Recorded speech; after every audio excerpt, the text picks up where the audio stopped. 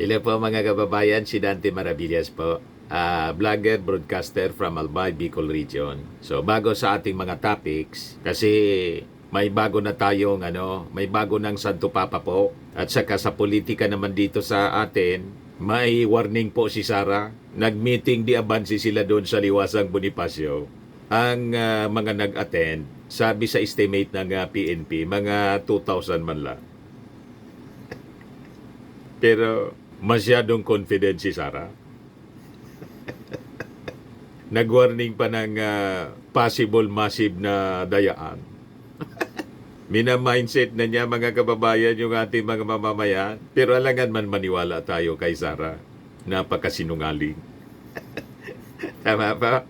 But before that, mga kababayan, dito muna tayo sa ating joke time portion. Padala ni James Cordon Baumgartner.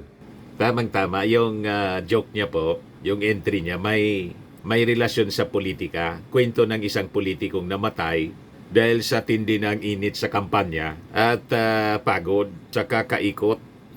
Di after na mamatay yung politiko, nagpang-agaw si San Pedro at saka si Satanas. Kwento ni San Pedro, sabi doon sa politiko, ito anya yung paraiso, namangga yung namangha yung lalaki. Gulat na gulat kasi napakaganda ng paraiso siyempre. Maraming halaman, mga ibong nagkakantahan, mahalimoyak yung paligid, tahimik, maririnig mo praise songs ng mga nakapasok sa langit. Sabi ni Satanas, dito ka sa amin, sa lugar namin. Sa lugar namin, may mga kasino doon. Matatayog na gusali at magagandang babae, sabi ni Satanas. Ganun na pala yung impyerno. Ano po? May hotel na pala doon at matatayog na gusali. At may mga magagandang babae. Nagsasayawan siguro. Sabi ni San Pedro at saka ni Satanas, mamili ka. Saan mo gustong tumira? Sa langit, sa impyerno? Palibasa makamundos yung politiko po, pinili yung lugar ni Taning. O ngayon, dinala ni Taning yung kaluluwa ng politiko. Laking gulat ng politiko. Iba man yung lugar, wala man yung sinasabing mga hotel at mga magagandang babae. Lahat lang apoy na napuntahan, lahat apoy yung nasa paligid. Nagreklamo yung politiko kay Satanas. Bakit anya ganon? Sabi mo, may kasino dito, may hotel. Matatas na gusali at may mga gandang babae. Bakit puro apoy? Sabi ni Satanas, pinakita ko lang sa'yo, habang hindi ka pa nakakapili, hindi ka pa nakakadesisyon. Parang eleksyonan niya, habang nasa kampanya, hindi pa nakakaboto. Di ba niya ganun din kayo ng mga politiko? Sige pangako, habang nangangampanya, pero ang mga sinasabi, hindi man totoo. Wala ka na anyang lusot. Nakapili ka na, dito ka na sa impyerno. Nabodol po. Nabodol pati yung kaluluwa. Nakinig sa kasinungalingan ni Satanas. Yung politiko kasi parehas man sinungaling. Naisahan yung politiko. But anyway, joke man lang po. Matic na po, 200 pesos. Ayan siya, sinulat ko na rin dito para kasali ka na rin sa monthly raffle draw.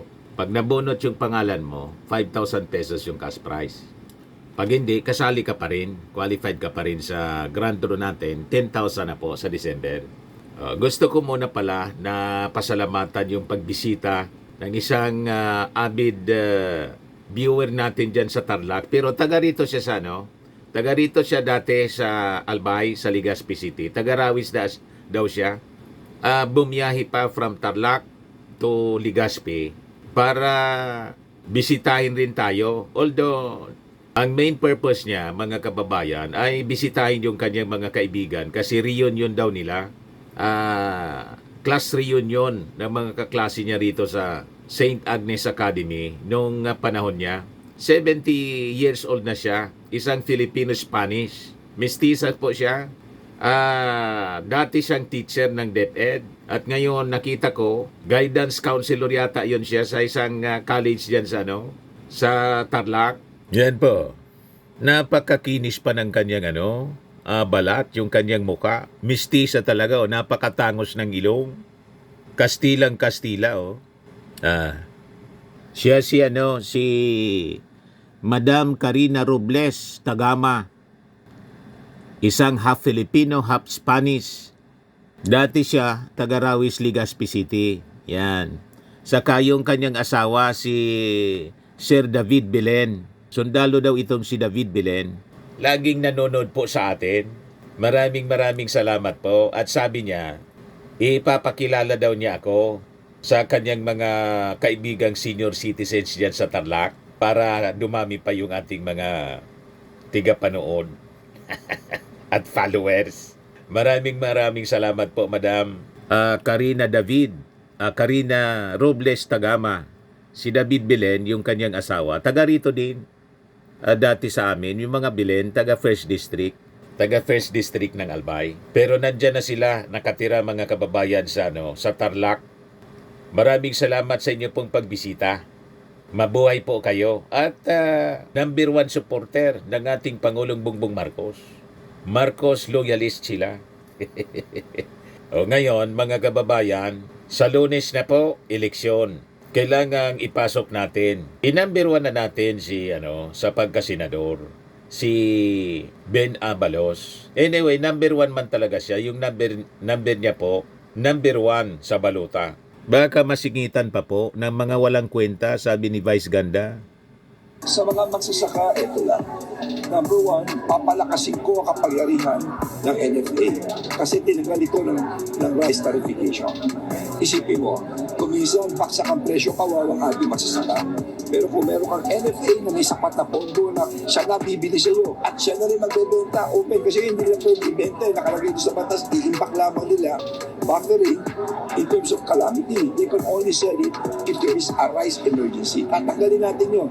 Isipin nyo, sabi nga ni Sir Pico, kung libo-libong truck, buong Pilipinas, walang ginawa kundi bumili ng bigas sa mga magsasaka at binibenta mismo direkta sa mga tao. Naku po, masaya na magsasaka, masaya yung mga bibili dahil nakakabura sila. Hindi ba? Napakasimple. Let's just empower the NFA at yan ang gagawin ko. I will amend the rest of it.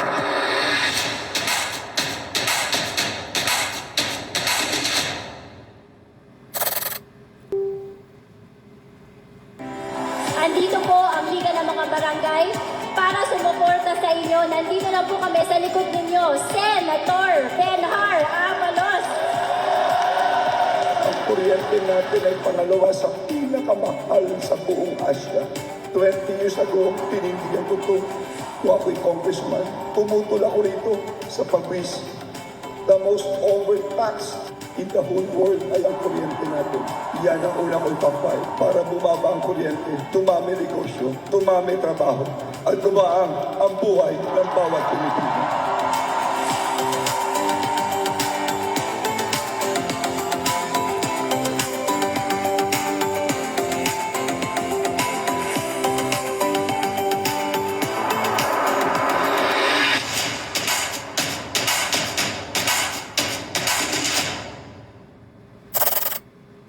Dito na tayo mga kababayan sa ating topic.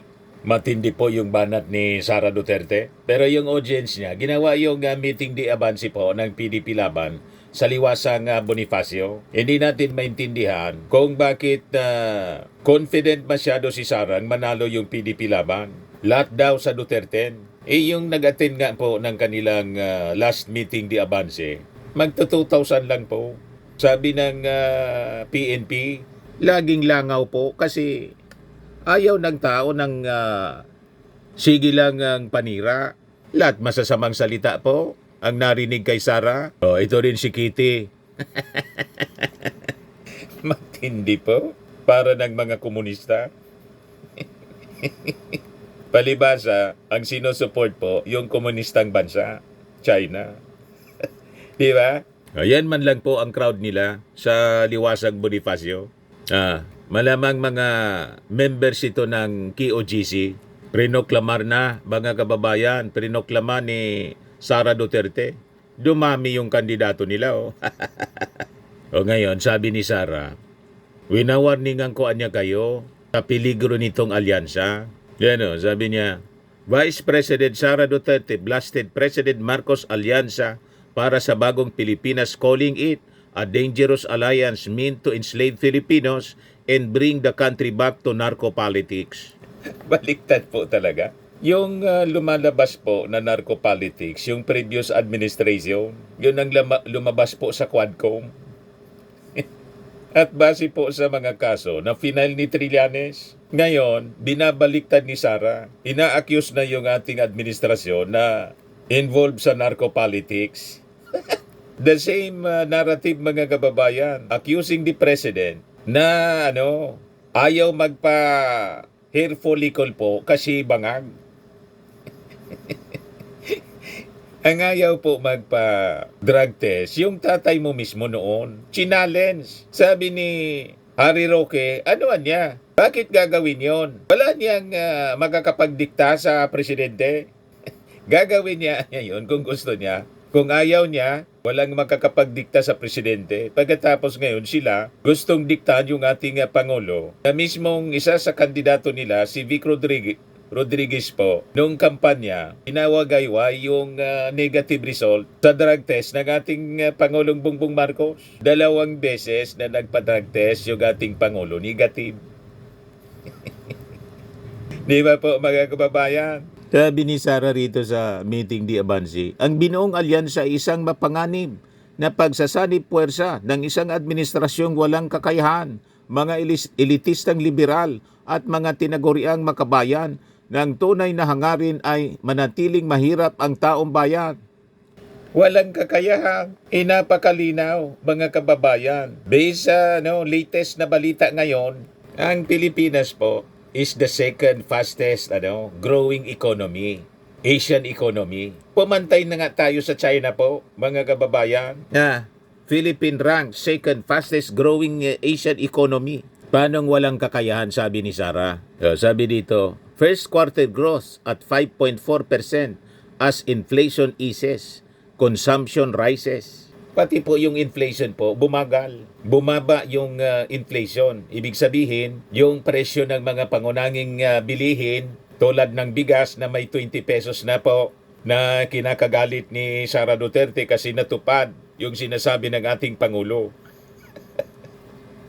Abang yung tatay niya, yung 7 pesos po, never na nangyari. Plus yung sabi niya, 6 months, sosolusyonan yung droga sa ating bansa. Hanggang ngayon may droga.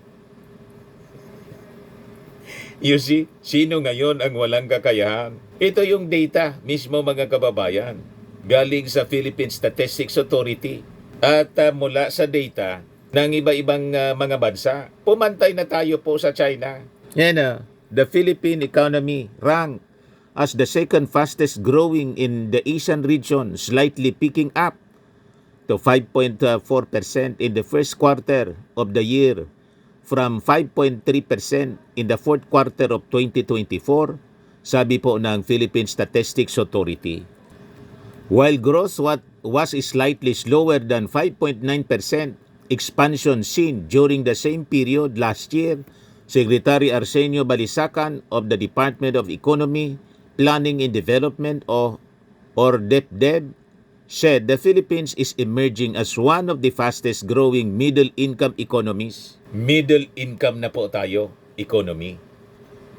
Paano nasabi ni Sara Duterte na ang administrasyong ito ay walang kakayahan? Ang walang kakayahan po, wala siyang kakayahang ipaliwanag yung paggastos ng 612 million confidential funds. Kaya kung ano-ano na lang na diversionary tactics ang kanyang ginagawa to cover itong mga katarantaduhan na kanyang ginawa. Siya yung walang kakayahan na patakbuhin yung isang departamento lang, hindi niya kaya, DepEd.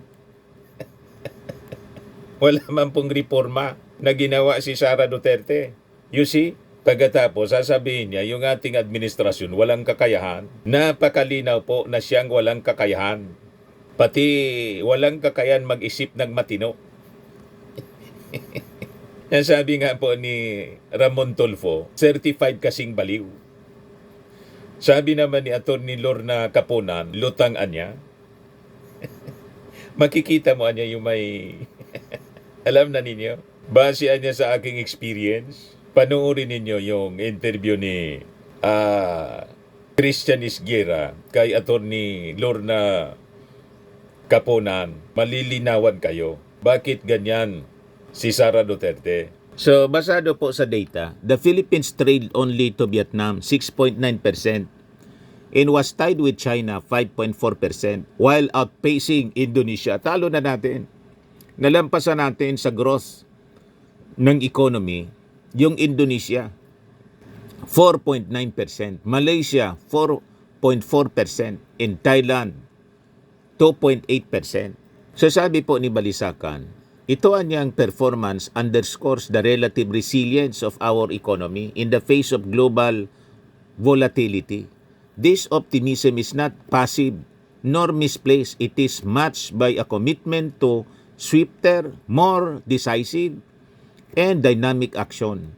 The Marcos administration is working hard to facilitate targeted and strategic investments, enable innovation, proactively monitors, deploy targeted social assistance, and preserve our sound macroeconomic fundamentals. Malinaw po na napakagaling ng ating Pangulong Bongbong Marcos magpatakbo ng ating bansa. Napilit nila ini-ignore ang mga achievements kasi habang nangyayari ito po, napapahiya sila. Nasurpas kasi yung achievement ni Digong. Ipag kinumpara po ninyo si Digong at si PBBM, nagmumukhang inutil po si Digong. O diba? Kaya pilit mga kababayan na sinisiraan ni Sara. Wala nang ginawa si Sara, manira sa kampanya. Wala mang programang sinasabi. Lahat lang pang sarili. Gusto niyang manalo yung Duterte para maisalba siya. At si Digong, yung kanyang tatay. Hindi naman yun maisasalba po unless ma-prove nila sa ICC na hindi guilty sa crimes against humanity involving more than 30,000 victims na kapwa natin Filipino. Tama po? Kaya sabi po ni Finance Secretary Ralph Recto, ito anyang GDP performance highlights the continued strength and resilience of the Philippine economy even amid rising global uncertainties. Our growth is strong, inflation continues to ease, private consumption is rising, and our job market remains vibrant. These are clear signals of accelerating domestic demand ahead, which is our strongest shield against external headwinds and trade wars, sabi po ni Secretary Recto. Napakagaling po ng administrasyong ito. Kaya masyadong na-insecure yung mga Duterte kasi malinaw po, pabagsak na po sila. Hindi nila matanggap, mga kababayan, na si Digong ay mahulog, masilo ng Interpol at nandun na ngayon sa ICC. At hindi nila matanggap, lalo na ni Sara, na susunod na sila mula mismo sa kanyang bibig na kanyang sinabi last week o 2 weeks ago yata, si Bongo, si Bato, at sabi nga may nabalitaan daw siya na uunahin siya. Mamaya talaga kailangan siyang magpaliwanag kasi hindi lang sa ICC yung problema nila, pati dito sa atin sa DOJ. Tingnan natin mamayang hapon kung pupunta sa DOJ si Sara kasi may final sa kanyang complaints about inciting to sedition. May kaso yung pagbabanta sa ating Pangulo at grave threats final ng NBI. You see, sabi ni Sara, such alliance anya will bring the country back to narco-politics as well as to the nightmare of Typhoon Yolanda when Filipinos were abandoned. Anong abandoned? Na hands-on, mga kababayan, yung ating Pangulo. Always on the ground sa mga calamities. Siya, yung panahon ng Christine, anong ginawa niya? Di ba lumipad siya outside the Philippine area of responsibility habang binabayo tayo ng bagyong Christine, baha? Kung saan yung sinasabing 7,000 plus, hindi nga 7,000, 11,000 plus na flood control projects ng kanyang tatay, wala mang epekto. Tapos tinuturo yung 5,000 flood control project ng ating administrasyon. Mas marami nga yung sa inyo. 11,000 plus na flood control, walang epekto. You see, mahilig si Sara magturo, mga kababayan. Habang ang napakalaking problema, sila mismo. Sabi niya, ito ang alyansang muling nais tayong alipinin gamit ang kahirapan, kasinungalingan at kapangyarihan. Sino ba naman yung sinungaling? Napakalinaw na kayo yung mga sinungaling. Yung kahirapan, gamit daw yung kahirapan. Ina-address ng ating Pangulo yung kahirapan, kaya nga po, second fastest growing economy tayo sa Asia. At tuwang-tuwa yung ating mga mahirap kasi may ayuda palagi sila. Di ba? Para makatawid sa kahirapan, habang sinusulong yung mga programa para sa long-term solution ng ating mga problema sa kabuhayan, lalo na po sa agrikultura. Ang daming mga magsasaka ang tuwang-tuwa kasi yung kanilang pagkakautang inirace na ng ating Pangulo. Wala na silang babayaran. Inawad yung mga lupa sa kanila. You see, never yan na nagawa ng kanyang tatay. Kasi yung tatay niya, busy sa EJK. Kaya sila may kaso. Kaya siya may kaso sa ICC, Crimes Against Humanity. You see? Ito yung speech ni Sara Duterte, mga kababayan. Pakinggan natin yung kanyang kasinungalingan. Sa kasamaang palad, iniluklok natin ang isang leader na walang kakayahang maintindihan ang tunay na kalagayan ng mga Pilipino.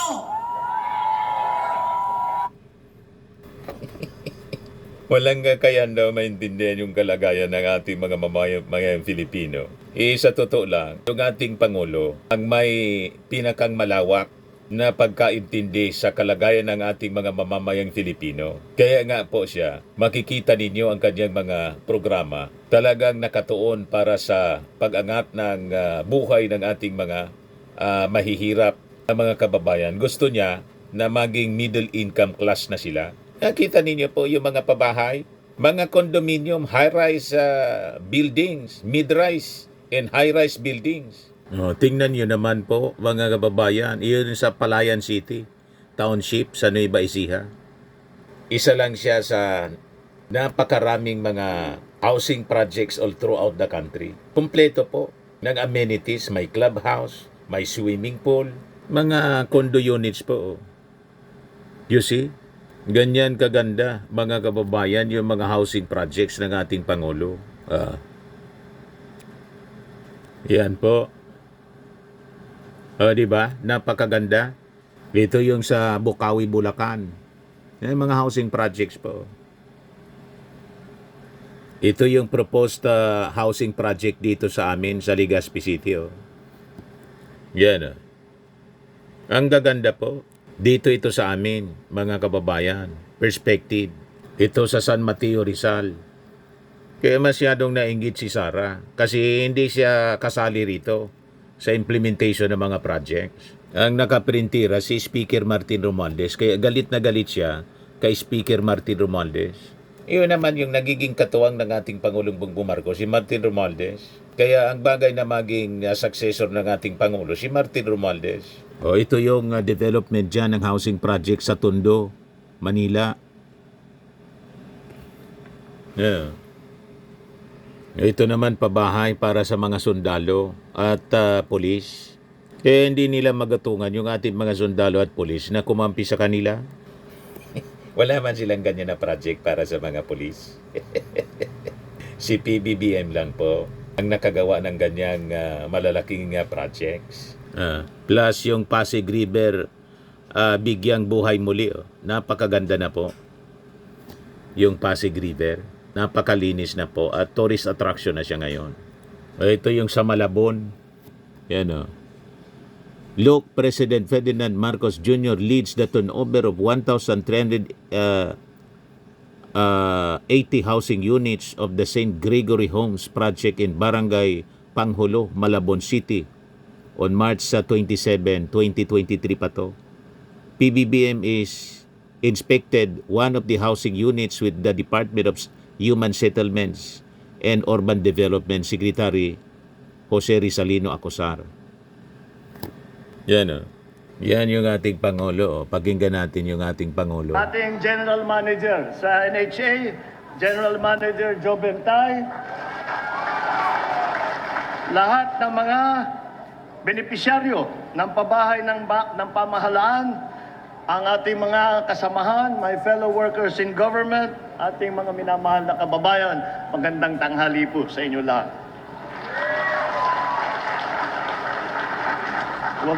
Huwag po kayo mag-aalala na masyadong matagal yung speech ko. Magpapakain daw si Mayor Jeannie ng ano.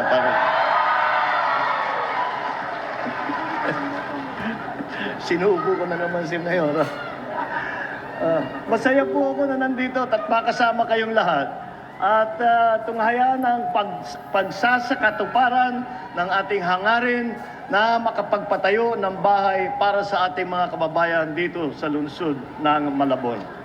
Ang St. Gregory Homes Project ay binubuo ng mahigit na 20 tiglimang palapag ng mga gusali na merong 1,380 unit na pabahay na di kalidad, matibay at ligtas. Naging matagumpay ang housing project na ito dahil sa pagtutulungan ng National Housing Authority, lokal na pamahalaan ng Malabon, iba pang ahensya ng gobyerno at siyempre ang ating kasama at partner ang pribadong sektor. Naway mas marami pa tayo mapapatayong bahay at matutulungan na kapwa nating Pilipino. Kaya't nagpapasalamat ako muli sa kooperasyon ng ating mga benepisyaryo dito sa St. Gregory Homes Project na karamihan ay naging informal settlers at dating nakatira lang sa kung saan-saan, sa waterway, sa Diba? danger Ang ganda zone, po. mga ibang lugar na naapektuhan ng mga proyekto ng Department of Public Works. Sana po ay magsilbi ito na paalala at patunay na ang proyektong ito ay handang gumabay at tumulong sa inyong tungo sa pagunlad ng inyong pamumuhay. Para po sa akalaman ng lahat, napakalapit po sa aking puso ang pagsisiguro na maging matagumpay ang mga human settlements at housing projects ng ating gobyerno. Isa po sa mga binibigyan nating prioridad ang magbigyan ng solusyon ang napakatinding kakulangan ng pabahay dito sa buong Pilipinas. Kaya naman po ay hinamon ko ang aking sarili at ang aking mga kapwalingkod sa DHSUD, sa NHA, lalong-lalo na ang ating mga LGU na matugunan at ang mga pangangailangan na pabahay sa loob ng aking termino bilang Pangulo. Kita na ninyo?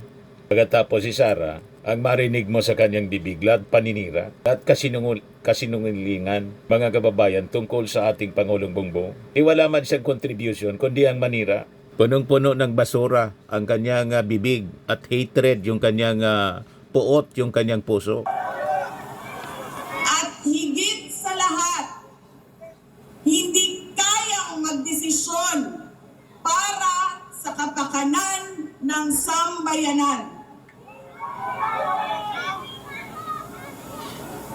Pinagbabayaran natin ngayon ang pagpili ng maling leader.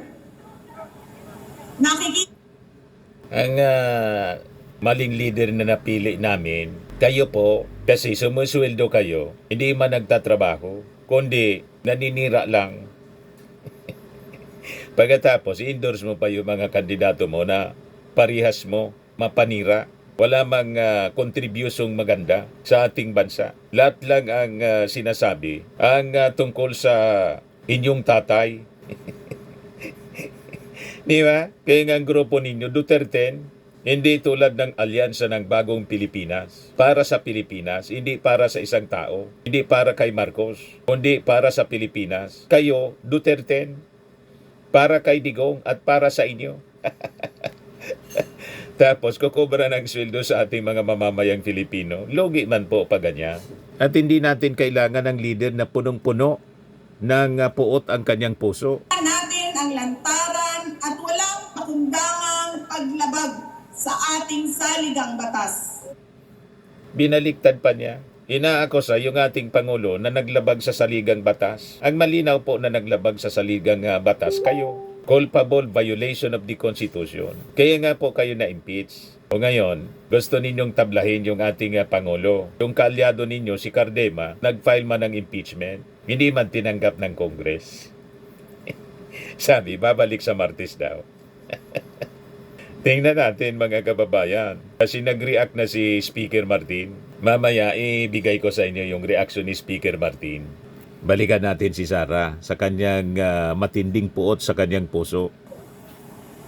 Pinamumunuan din tayo ngayon ng isang taong patuloy pa rin tumatanggi, sumailalim sa isang pampublikong hair follicle drug test. Ano, oto-oto, na pag sinabi ninyo, susundin niya. Yung tatay ninyo nga ayaw. At saka, bakit kailangan pa? Nakitang-kita naman po sa behavior ng ating Pangulo, malabo na bangag. Ang bangag po, yung mga taong violente. Alam na ninyo kung sino yung mga taong violente. Yung madaling magalit at mahilig magbanta. Yan ang dapat magpa-check up. Yan ang mga manifestation. Hindi nga lang sa dapat magpa-check up, pati sa psychiatrist dapat magpa-check up kayo. Ngayon lang tayo nakakita na openly ang isang sitting vice president magbanta sa ating Pangulo, sa First Lady at kay Speaker Martin, sa Speaker of the House. Ngayon lang tayo nakakita ng Vice Presidente na i-imagine yung ulo ng Pangulo na tanggalin. Ngayon lang tayo nakakita ng Vice Presidente na nagbantang ipahukay ang bangkay ng isang dating Pangulo. Tapos itapon pa sa West Philippine Sea. Walang matino na tao na gagawa ng ganyan. Because that is desecration of the dead. You see, kayo ang dapat magpa-check up. Napakalinaw po sa mga display ng inyo pong pag-uugali. Binabaliktad lahat ni Sara. O tingnan mo, punong-puno ng puot ang kanyang pagkatao.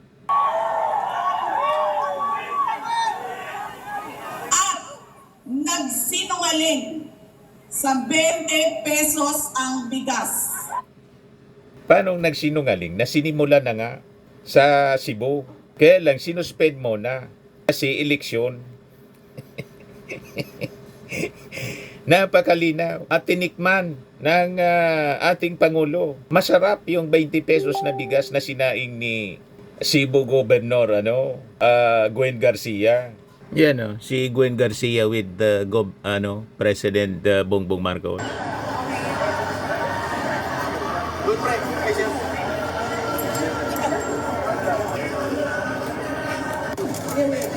Yan well-milled rice. So, di ba? Sabi ni Sara, pagkaing hayop, pagkaing baboy. Ininsulto yung ating mga magsasaka. Pinapalabas yung pinoproduce na bigas ng ating mga magsasaka, pagkaing baboy lang. Ganon kababa ng tingin ni Sara Duterte sa ating mga magsasaka. Nagpo-produce ng bigas na pagkaing baboy lang yung quality. You see, Sara is consumed by hatred, mga kababayan, kaya ineffective siya na maging public official. Pati yung kanyang mga kandidato sa pagka-senador, wala man yang magagawang mabuti sa ating bansa, yung Duterte po, kasi punong-puno ng puot ang kanilang mga puso. You see, maubos lang yung panahon nila sa pagligtas kay Digong at saka kay Sara. Loging-logi, mga kababayan, ang ating mga mamamayang Filipino sa pagpapasweldo sa kanila. Tingnan ninyo ni Sora, punong-puno ng galit. Ang masakit pa, nakuha nilang kidnapin ang dating Pangulo. Inakusa na kidnapper yung ating gobyerno. Saan ka nakakita ang gobyerno? Kidnapper. May kidnapping talagang nangyari na may warrant of arrest galing sa ICC, sinirb ng Interpol, at sabi ng mga legal experts, international law experts, legal anya yung nangyari. Kanino kayo maniwala? Kay Sara Duterte na sablay ang pag-iisip? O sa mga international legal experts? You see, pag naniwala kayo kay Sara, ibig sabihin ang level ng kaisipan at kalagayan ng mental health, parehas kayo, parehas ninyo. Diba? Ganon? Balik tayo. At dali-dalian nilang itinapon sa ibang bansa upang litisin ng mga dayuhan. Tinapon daw. Ang mga itinapon po, yung mga victims ng EJK na napakarami rito. Kung saan-saan na lang po natagpuan ang kanilang pamilya. Nakandosay kung saan-saan. At nandun na mga kababayan sa libingan. Pero si Digong po, buhay na buhay. Sarap ng buhay niya. Nandun sa dahig, kumpletong facilities at binibigyan ng due process. Nakapamili ng abogado na gusto niya, international lawyer, to defend himself in court. Yung mga biktima po ng EJK, wala na po. Mga kaluluwa na ngayon. So, ang may karapatang magalit at maghanap ng hustisya po, itong mga victims ng EJK. O ngayon, napakapalad ng pamilya Duterte kasi binibigyan sila ng due process. Pero masamang masama ang kanilang loob despite the fact na may due process para sa kanila. Kita ninyo ang pag-ugali ng mga taong ito. Masyadong entitled po sila.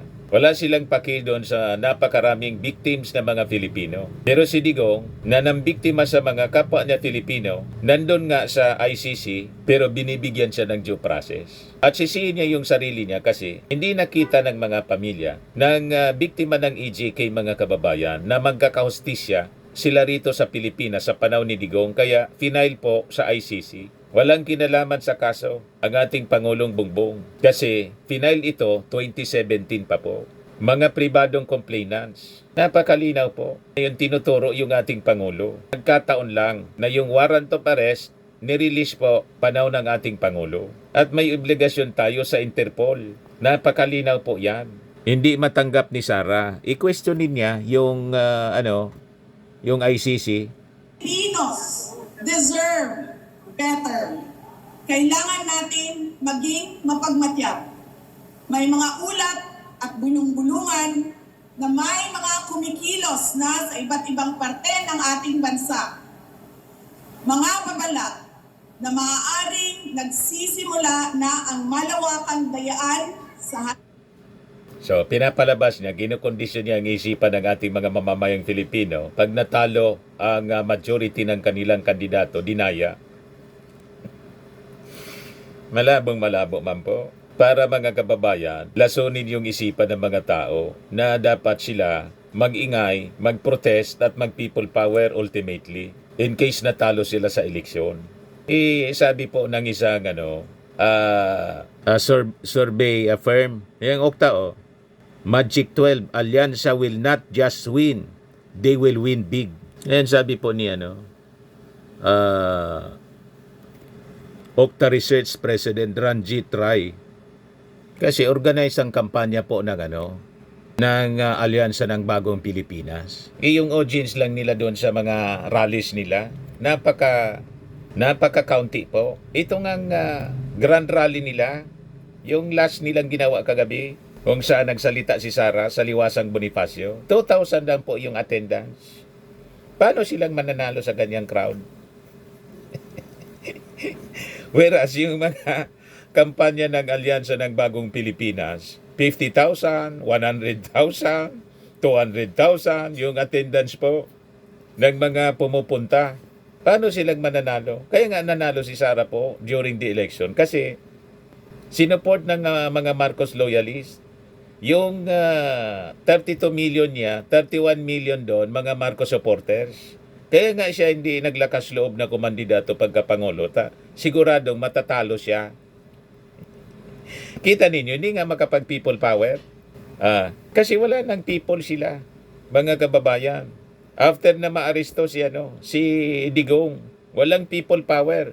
Lahat lang kasi sila daldal sa social media kasi karamihan sa mga supporters nila, trolls.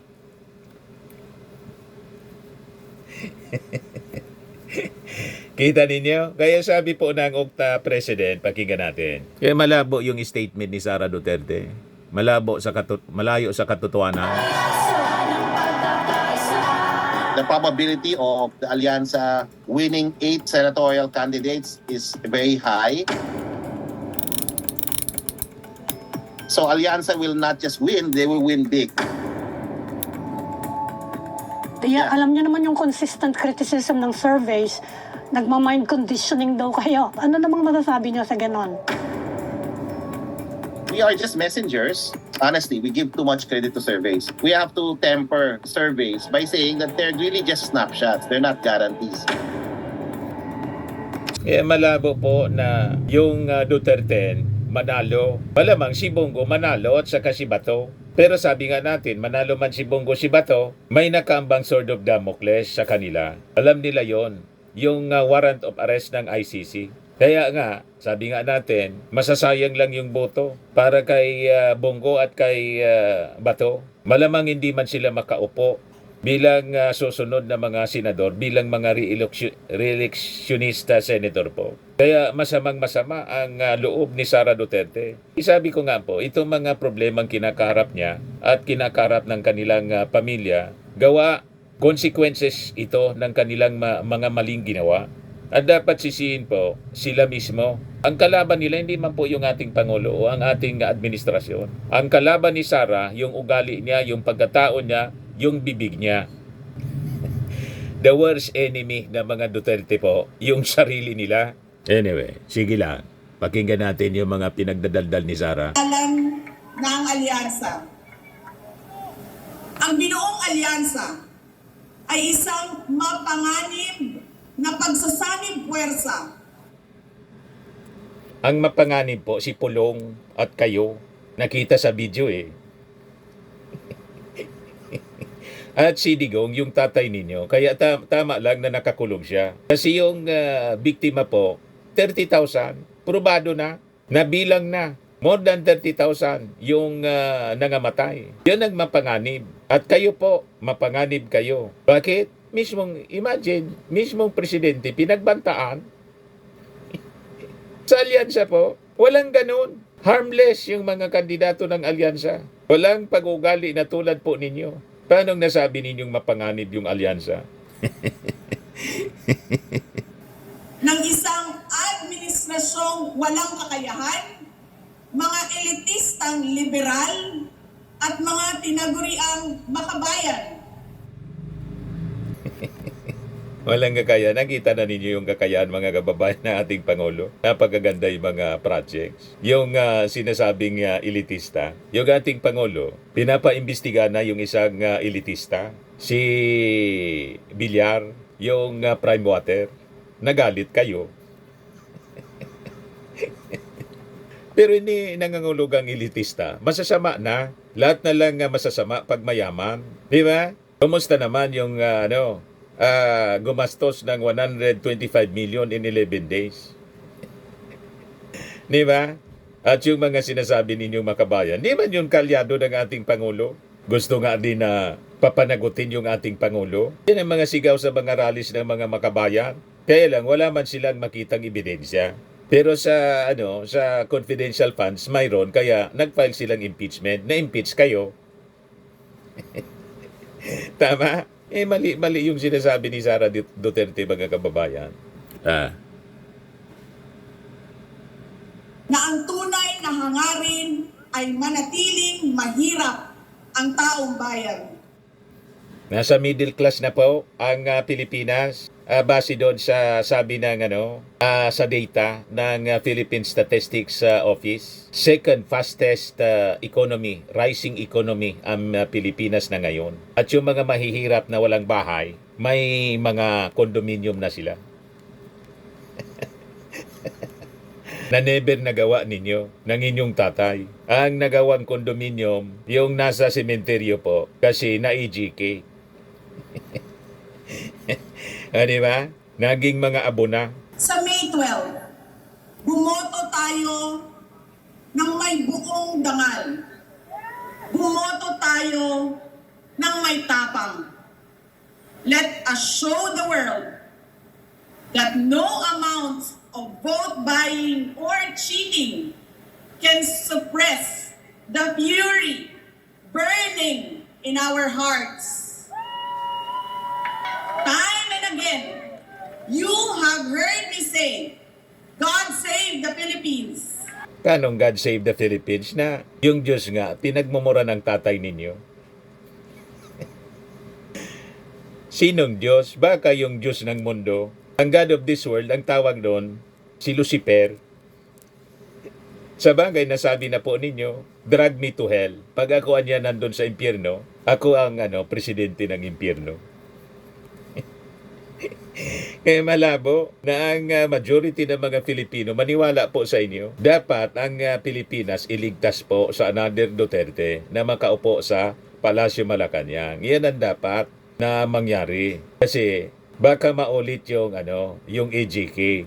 Pati nga yung presidente pinagbantaan ninyo. Ano pa, yung mga ordinaryong Pilipino. Kaya yung bukang bibig ng tatay ninyo noon, kill palagi. Kaya nga may crimes against humanity po laban sa inyong tatay. Bumoto daw straight Duterte and let us all save the Philippines. Wala man pong makakapagligtas sa Pilipinas, kundi yung ating Panginoong Hesukristo man lang. Kasi siya lang yung at sa buong mundo, siya lang po ang tagapagligtas. Ang sino man po na mag-claim na another savior, Antikristo yan. Di ba pa? Mga Antikristo lang po ang magsasabi ng ganyan na gustong palitan yung Savior tulad ni Pacquiao. Tingnan ninyo. Kaya niya daw na i-stop yung lindol. Pero yung pag-aresto ni General Torres sa kanya, hindi niya na-stop. Di ba? Sabi ni Sara, God save the Philippines daw nila. Si Digong muna ang iligtas ninyo kung kaya ninyong iligtas sa ICC. Pagandaan ninyo na mabuti yung defense ninyo kay Digong. Yan ang matinong advice dapat. Anyway, napaba yung ating kwentuhan. May bago na palang Santo Papa. Tingnan natin kung may mensahe si Sara sa susunod na mga oras sa pagkapili ng bagong Santo Papa, isang Amerikano. Ayan po, courtesy ng EWTN. Pope Leo XVI. Voglio ringraziare anche tutti i confratelli cardinali che hanno scelto me per essere successore di Pietro e camminare insieme a voi come Chiesa unita, cercando sempre la pace, la giustizia, cercando sempre lavorare come uomini e donne fedeli a Gesù Cristo, senza paura, per proclamare il Vangelo, per essere missionari.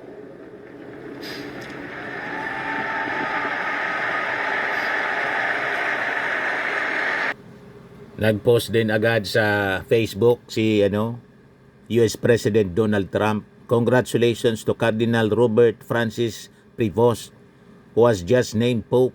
It is such an honor to realize that he is the first American Pope. What excitement and what a great honor for our country.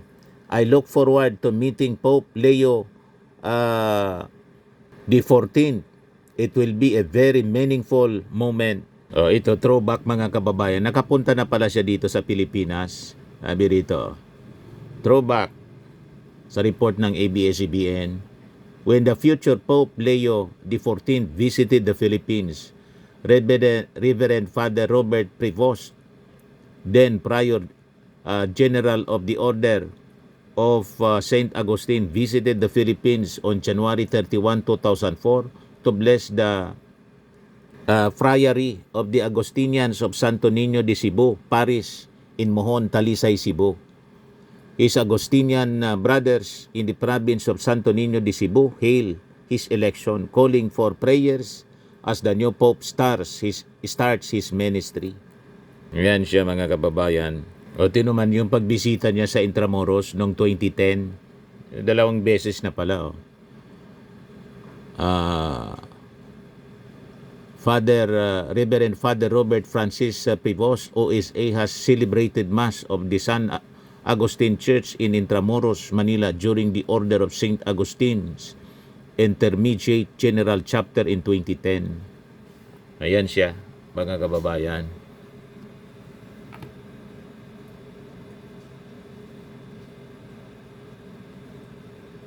Si Pope Leo XIV, mga kababayan, pinanganak September 14, 1955. So 70 years old siya po, mga kababayan. Birthplace niya, Chicago, Illinois, USA. So kahapon, elected Supreme Pontiff, May 8, 2025. So siya po, mga kababayan, yung ika-267 successor of St. Peter, sabi rito sa balita. Sabi dito sa background niya po, he previously served as Bishop of Chiclayo in Peru from 2015 to 2023 and was prior General of the Order of St. Augustine from 2001 to 2013. He served Peru from 1985 to 1986 and from 1988 to 1998 as parish pastor, diocesan official, seminary teacher, and administrator. He was made a cardinal noong 2023. In 2023, Pope Francis appointed the Prevost as prefect of the dicastery for bishops, a prominent role that has elevated his profile as a potential papal candidate. Ayan po yung mga balita ngayon. At itong ating programa, mga kababayan, atid sa inyo nitong ating mga sponsors. Firmax Firming and Lifting Cream. Pinapay po sa mga pulses in affected area. Mahinang po ito sa mga pains at paninigas ng mga kaso-kasuan. Ito sa mukha naman yung application, anti-aging, Automax po siya. Ito ay Glow 60, mga kababayan. Whitening po siya. Made in South Korea. Ito naman po, Ningxia Red Mix Fruit Drink. Gawa po siya sa goji berry. May anti-cancer properties po siya. At sa mga nagana po ng malinis and spacious fitness gym, pumunta lang po kayo sa aming Colossal Fitness Gym. May Grab ka rental din po kami. At bills payment po sa aming office. At saka sa mga mahilig po sa mga imported bags, manood po kayo sa live selling ni Madam Eileen Rosales sa kanyang Eileen Closet po. Pati mga shoes, ito yung kanya po. Ito yung kanyang page. Kita ninyo, napakagandang mga online selling po siya. Si Madam Eileen Rosales. Cellphone number niya po, 773-798-7816.